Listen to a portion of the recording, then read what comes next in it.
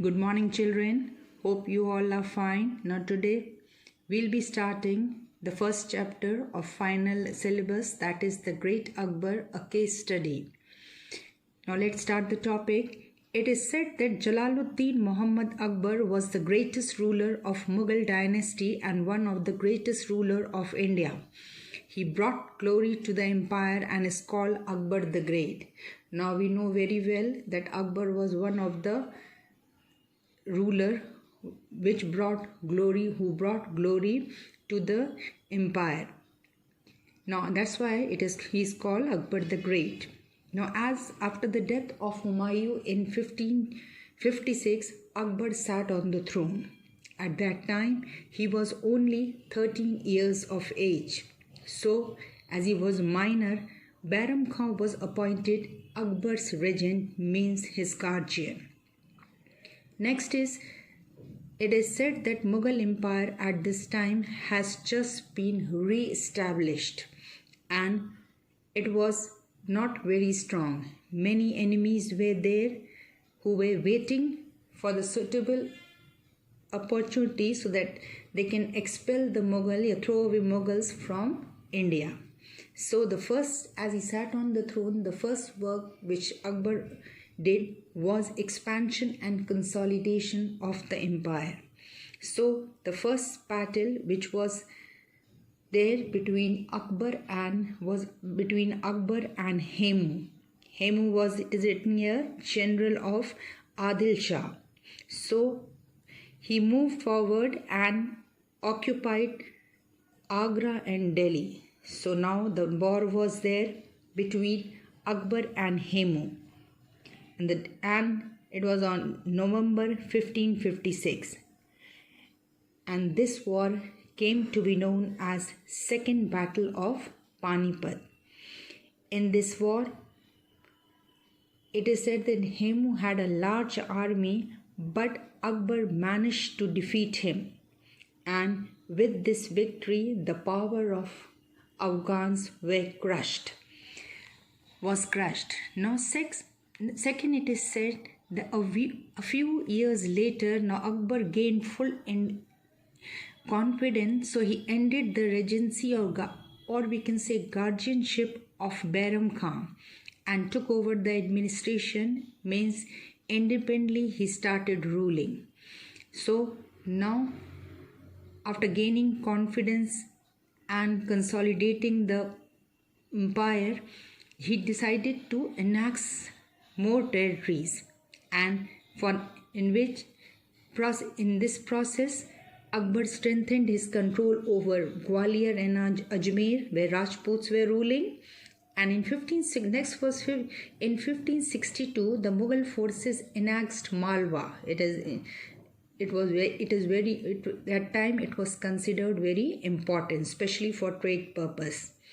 In 1564, Akbar attacked the kingdom of Gondwana, where Rani Durgavati was ruling.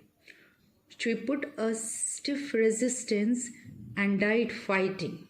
Ultimately, Gondwana came under the control of Mughals. Now, after consolidating and expanding his empire, now Akbar started administrating, because he wanted a very good administration, and for that he needed the support of Rajputs, and this is called Akbar's Rajput policy. It is given here that Akbar realized that he needs support from Rajput to consolidate the empire and to rule here in India for a long period. So he offered them his friendship. Various measures were taken to gain the loyalty of Rajputs.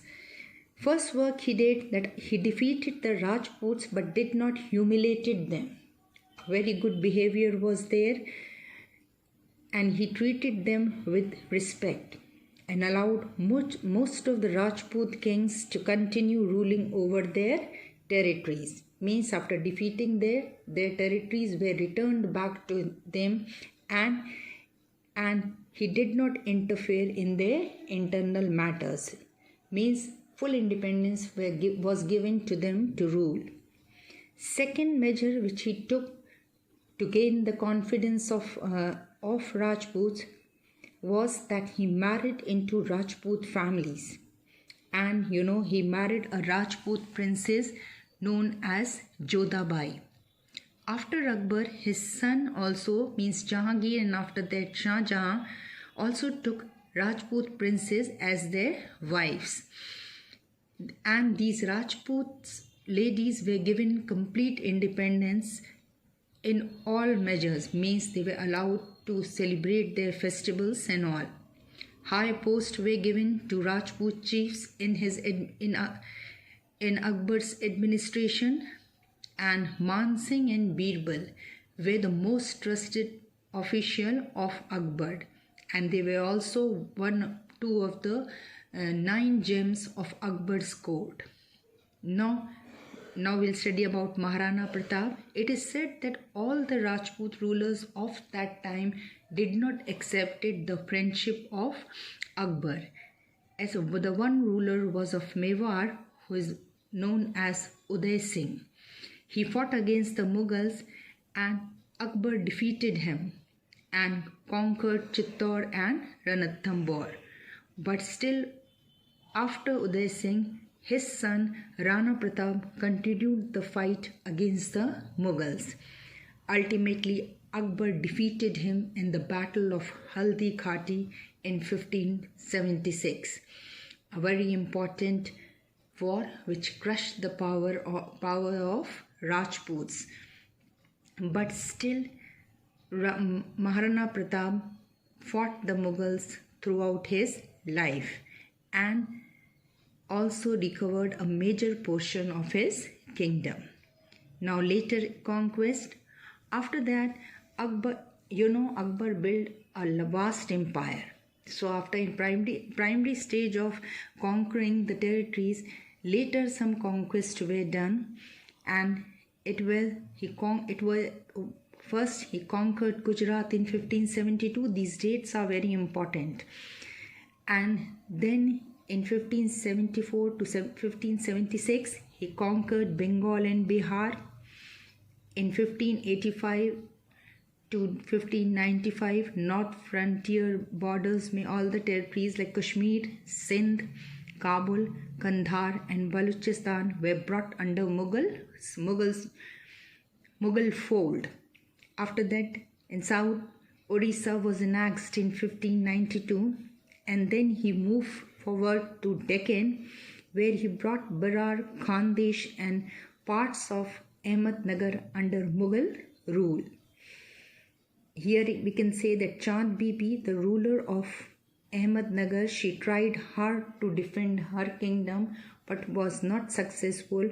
Ultimately, Ahmednagar came under the control of Mughals.